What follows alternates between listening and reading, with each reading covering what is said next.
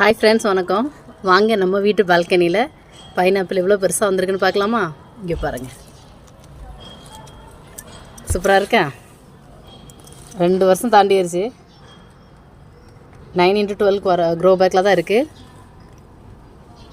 பார்த்தீங்கன்னா நல்லா தெரியும். நல்லா சொல்ல அழகாக விரிஞ்சிருக்கு, நல்லா விளைஞ்சிருச்சு. இன்னும் கொஞ்சம் பழுக்க மட்டும் செய்யணும். பழுத்ததும் நம்ம கட் பண்ணி எடுத்துடலாம். பார்க்கவே அழகாக இருக்குது. இது ஃபஸ்ட்டு வைக்கிறதுனால ரொம்ப கொஞ்சம் குட்டியாக தான் இருக்குது,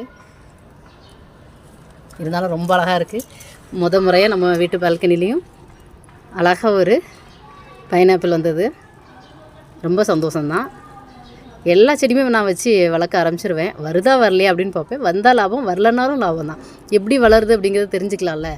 ஸோ அதனால் நம்ம கடையில் வாங்குகிற எந்த இதையுமே வேஸ்ட் பண்ணாமல், அதாவது பழம் வாங்கிட்டு அதில் மேலே இருக்கிறத கட் பண்ணி வச்சு தான் நான் வளர்த்து எடுத்தேன். இந்த மாதிரி தான் எல்லாமே நான் வளர்த்துருக்கேன்.